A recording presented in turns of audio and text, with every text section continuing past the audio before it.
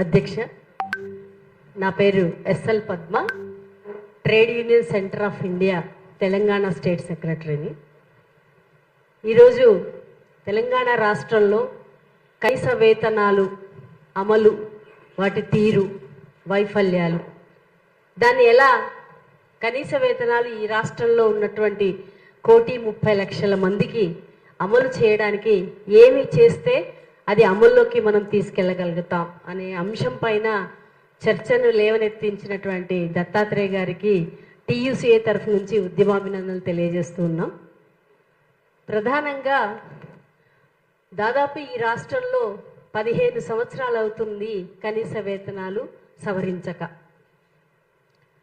Central లెవెల్లో కూడా కనీస వేతనాల సవరణ లేదు, కానీ వీడిఏ అనేది కాంపోనెంట్ అనేది రెగ్యులర్గా ఇంప్లిమెంటేషన్లోకి వస్తుంది. సెంట్రల్లో ఏదైతే మార్పులు చేస్తారో దానికి అనుగుణంగానే స్టేట్ గవర్నమెంట్ ఈ రోజు వరకు వీడిఏ కాంపోనెంట్ని కూడా దాని లెవెల్లోనే ఆ పర్సెంటేజ్లోనే చేస్తున్నారు తప్ప ఈ రాష్ట్రంలో ఉండేటువంటి కార్మిక వర్గ భవిష్యత్తు, వాటి ఖర్చులు, వాళ్ళ జీవన విధానం ఎట్లా ఉంది అనే పాయింట్ ఆఫ్ వ్యూలో అయితే ఈ రాష్ట్రంలో జరగట్లేదు. ఇది కూడా ఒకటి మనం చూడాలి. ఎందుకు అంటే మొన్న ఏప్రిల్ కంటే ముందు వీడిఏ అమలుకు సంబంధించిన దాంట్లో సెంట్రల్ గవర్నమెంట్ ₹1 పెంచింది పర్ డే వీడిఏ. దానికి అనుగుణంగా ఈ రాష్ట్రంలో కూడా 0 ఒక్క వీడిఏ పాయింట్ని కూడా పెంచలేదు. ఇది ఒక ఉదాహరణ. లాస్ట్ అక్టోబర్లో పెంచినటువంటిది. సో ఇప్పుడు మొన్న ₹27 పెరిగింది. దానికి అనుగుణంగా పెంచుతూ చేశారు. అయితే నేను ఇక్కడ చెప్పదలుచుకుంది ఏంటంటే కనీస వేతనాల షెడ్యూల్ ఎంప్లాయ్మెంట్లో లేనటువంటి వాళ్ళు కూడా చాలా ఎంప్లాయీస్ కార్మిక వర్గం అనేది దేశంలో ఉంది, రాష్ట్రంలో ఉంది. ఆ రంగాల కార్మిక వర్గాన్ని ఏదో ఒక షెడ్యూల్లోకి తీసుకొచ్చే ప్రయత్నం ఒకటి జరగాలి. దానికి అనుగుణంగా మనం తీసుకోవాలి. ఇంకొక ముఖ్యమైన పరిణామం కూడా అంటే ఈరోజు స్కీమ్ కింద పనిచేసేటువంటి వర్కర్స్, సెంట్రల్ స్టేట్ స్కీమ్ పేరుతో పనిచేస్తున్నటువంటి వర్కర్స్ సంఖ్య కూడా ఈ రాష్ట్రంలో కూడా విపరీతంగా పెరిగింది. అంటే సెంట్రల్ స్టేట్ స్కీమ్లో 60% సెంట్రల్ గవర్నమెంట్, స్టేట్ గవర్నమెంట్ 40% ఇస్తుంది బడ్జెట్. అయితే మేము అంటున్నది ఏంటంటే సెంట్రల్ గవర్నమెంట్ స్కీమ్ కింద ఈ స్కీమ్ని ఎస్టాబ్లిష్ చేసి ఈ రాష్ట్రం అమలు చేస్తున్నప్పుడు సెంట్రల్ గవర్నమెంటే ఈ వాళ్ళకి ఇంత వేతనం ఇవ్వాలని ఎందుకు నిర్ణయించలేదు? ఇది ఖచ్చితంగా అమలు చేస్తేనే మేము బడ్జెటరీ అలొకేషన్స్ చేస్తాము అనేటువంటి ఒక నిర్బంధ ప్రయోగాన్ని చేయగలిగితే ఈ రాష్ట్రంలో స్కీమ్ కింద పనిచేసే వాళ్ళకు కూడా మినిమం వేజ్ ఇంప్లిమెంటేషన్ అయితే అవుతాయి అనేటువంటిది ఒక సూచన మేము చేయదలుచుకుంది. ఎందుకంటే ఇదే రాష్ట్రంలో హాస్టల్స్లో పనిచేసే ఉద్యోగుల వేతనము 18,000 జీతం ఉంటే సెంట్రల్ గవర్నమెంట్ స్కీమ్ కింద పనిచేస్తున్నటువంటి స్కీమ్ కింద అదే పని చేస్తున్నటువంటి వర్కర్స్కి 9,500 రూపాయల జీతం వస్తున్న దుర్భర పరిస్థితి ఉంది. ఫర్ ఎగ్జాంపుల్ కస్తూర్బా గాంధీ బాలికా విద్యాలయాలు, ఇది ఒక అద్భుతమైన స్కీమ్. మహిళా విద్యకు సంబంధించి, వాళ్ళ అభివృద్ధికి సంబంధించి ఈ రాష్ట్రంలో, దేశంలోనే ఒక అద్భుతమైన స్కీమ్. కానీ ఆ స్కీమ్ ఇంప్లిమెంటేషన్ చాలా బాగా జరుగుతుంది. కానీ అందులో పనిచేసే సిబ్బంది మాత్రం ప్రతిరోజు ఏడ్చేటువంటి పరిస్థితి ఉంది. చాలా దుర్భరం. అంతా మహిళలే పనిచేసేవాళ్ళు. బహుశా ఈ దేశంలోనే ఉన్న ఏకైక స్కీమ్ అంటే ఈ వాచ్ మెన్ ఉండరు, వాచ్ విమెనే ఉంటారు. అంటే అంత గొప్ప స్కీము ఆచరణలో ఏమైతుంది అంటే అది నీరు గార్చడానికి తోడ్పడే విధంగానే ఉంది. ఇది ఒక ఉదాహరణ మాత్రమే. అట్లా మహిళా ఉద్యోగులు పనిచేస్తున్న చాలా చోట్ల కూడా ఈ స్కీమ్ కింద పనిచేసే వాళ్ళు మరింత దుర్భర పరిస్థితుల్లో బతుకుతున్నారు అనేటువంటిది ఒకటి మీ దృష్టికి తీసుకురాదలుచుకున్నాను. ఇంకొక విషయం కూడా ఇందాక గోవర్ధన్ గారు చెప్పారన్నమాట. ఎక్కడైతే యూనియన్స్ ఉన్నాయో ఈ షెడ్యూల్ ఎంప్లాయ్మెంట్ కింద కనీస వేతనాలు డిసైడ్ అయినవి కూడా చాలా చోట్ల అమలు కావట్లేదు. ఎక్కడైతే యూనియన్స్ ఉన్నాయో ఆ యూనియన్స్ స్ట్రగుల్ చేస్తే మాత్రమే కనీస వేతనాలు అమలు అవుతున్నాయి. ఒక ఉదాహరణ, EFLU university, English and foreign language university 2010లో మా యూనియన్కి వచ్చింది. మేము స్ట్రగుల్ చేస్తే ఆనాడు వాళ్ళ జీతము 3,500 రూపాయలు మాత్రమే, అన్స్కిల్డ్ వర్కర్. ఈరోజు ఫైట్ చేస్తే కేసు సెంట్రల్ గవర్నమెంట్ ముందు కేసు వేస్తే సెంట్రల్ లేబర్ ఆఫీస్లో ఈరోజు వాళ్ళు 21,500 జీతం తీసుకుంటున్నారు. సెంట్రల్ గవర్నమెంట్ మినిమం వేజెస్ కింద వాళ్ళని తీసుకురాగలిగారు.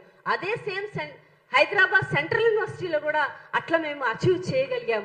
గంప గోవర్ధన్ గారు మినిమం వేజ్ బోర్డ్ చైర్మన్ గా ఉన్నప్పుడు పరిశీలనకి వెళ్ళినప్పుడు మా వాళ్ళందరూ కూడా మాకు చెప్పారు, తనకు కూడా రిపోర్ట్ చేశారు, మాకు మినిమం వేజ్ అమలు అవుతున్నాయి, ఎప్పటికప్పుడు వీడిఏ కూడా అమలు అవుతుంది. అంటే ఇదే పరిస్థితి అన్ని చోట్ల లేదు. ఇది ఇది ఏమంటారు, అన్ఆర్గనైజ్డ్ సెక్టార్, సర్వీస్ సెక్టార్. కానీ అదే ఫ్యాక్టరీల దగ్గరకు వచ్చేసరికి ఎక్కడా కూడా ఆ పరిస్థితి లేదు. కాంట్రాక్ట్ ఎంప్లాయీస్ అన్నబడే వాళ్ళు చాలా తీవ్రమైన శ్రమ దోపిడీకి గురవుతున్నారు. చాలా తక్కువ వేతనాలు, అవుట్ సోర్స్ అని తీసుకొచ్చారు, కాంట్రాక్ట్ అని సిస్టమ్ తెచ్చారు. పర్మనెంట్ ఎంప్లాయీస్ కి యూనియన్ ఉంటే అక్కడ ఏదో ఒక రకంగా స్ట్రగుల్ చేసి వస్తున్నారు. కానీ వీళ్ళ పరిస్థితి అయితే చాలా దుర్భరంగా ఉంది. దీనిని కూడా మనం మినిమం వేజ్ దాంట్లో మన పోరాట రూపంలో ఒకటి తీసుకోవాలి అనేది మేము దీనికి సంబంధించి సూచన చేయదలుచుకున్నాం. అందుకని ఏంటంటే ఇంకొక ప్రశ్న కూడా ఈరోజు ఇందాక మాట్లాడిన వక్తలు కూడా చేశారు. ఏంటది అంటే మినిమం వేజ్ అమలు చేయాలి, ఎక్కడైతే అమలు కావట్లేదో అమలు చేయాలి. మరి ఆల్రెడీ అమలు అవుతున్న వాళ్ళు చచ్చిపోయే వరకు లేదా రిటైర్మెంట్ అయ్యే వరకు ఆ మినిమం వేజ్ మీదే బతకాలా? ఒక 20-25 సంవత్సరాలు పనిచేస్తున్నటువంటి వర్కరు మినిమం వేజ్ అమలు అవుతుందా లేదా అని యూనియన్స్ కొట్లాడాలా? కాదు కదా. వాళ్ళ సర్వీస్ పెరుగుతుంది, వాళ్ళ ఉద్యోగ శ్రమశక్తి కూడా తగ్గిపోతూ ఉంటుంది.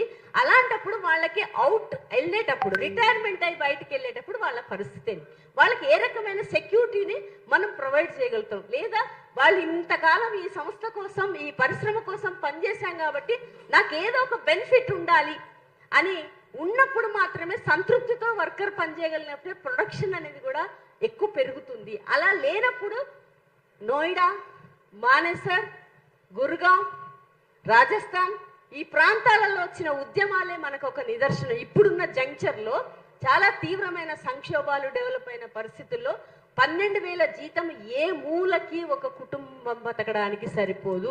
12,000 రూపాయలలో 7,000 ఇంటికి రాయిపోతే 7,000తో పిల్ల చదువులు, కుటుంబము, వాళ్ళ కుటుంబం ఎలా బతుకుతాయంటే బతకగలిగే పరిస్థితులు లేవు.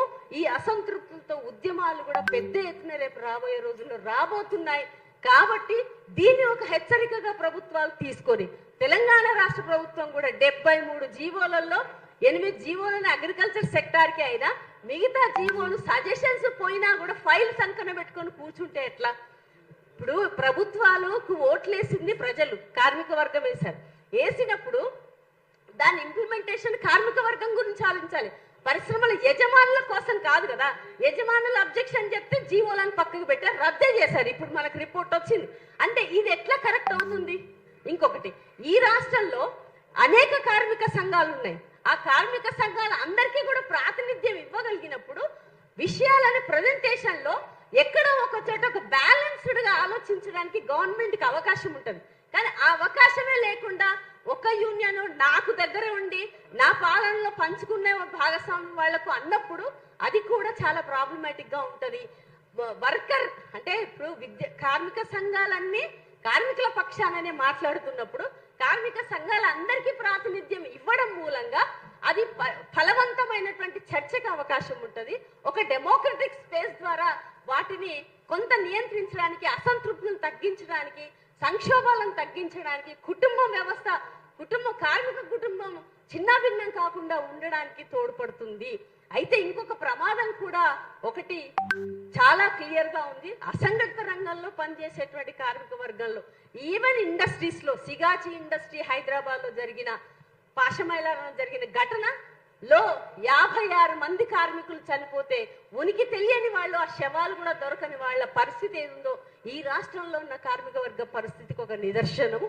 అయితే ఇంకొక మాట కూడా ఏంటంటే, వలస కార్మికులు విపరీతంగా వచ్చి అసలు ఇక్కడ ఉన్న వాళ్ళకంటే అత్యంత బానిసగా పనిచేస్తున్నటువంటి పరిస్థితి ఉంది. అక్కడ ఆ రాష్ట్రాల్లో అంతకంటే దుర్భరమైన పరిస్థితులు ఉన్నాయి కాబట్టి ఇది వాళ్ళకి కొంచెం బెటర్మెంట్ అనిపిస్తుంది. కానీ కాదు, చనిపోయే శవాలని ఇంటికి తీసుకెళ్లడం కోసం కాదు కదా దేశాభివృద్ధి అంటే, పరిశ్రమల అభివృద్ధి అంటే. ఆ మనిషి, ఆ కార్మికుడు, ఆ శ్రమ చేసినటువంటి వ్యక్తి యొక్క జీవితం కూడా నిలబడగలిగేటువంటి పారిశ్రామిక విధానము, కార్మిక విధానము ఈ రాష్ట్రంలో ఉండాలి అని కోరుకుంటున్నాం మేము టీయూసీగా.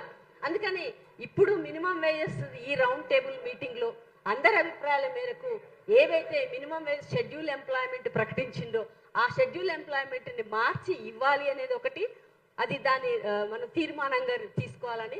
రెండోది, వాళ్ళు ఎప్పుడూ 15-30 ఏళ్ళు పనిచేస్తే చివరి వరకు కూడా మినిమం వేజెస్ తోటే వాళ్ళు రిటైర్మెంట్ అవ్వడం అనేది కూడా కరెక్ట్ కాదు. దానికి కూడా గ్రాట్యుటీని అమలు చేయడమో లేదా పెన్షన్ ని అమలు చేసే విధంగా ఆ స్కీమ్ ని మనం ఎవాల్వ్ చేస్తే మంచిది అనేది కోరుకుంటున్నాం.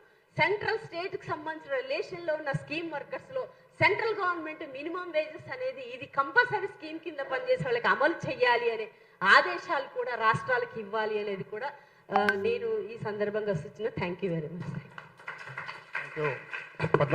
పద్మ గారిని దత్తాత్రేయ గారు సన్మానిస్తారు. ఎంకే బోస్ గారు, టిఎన్టీసీ.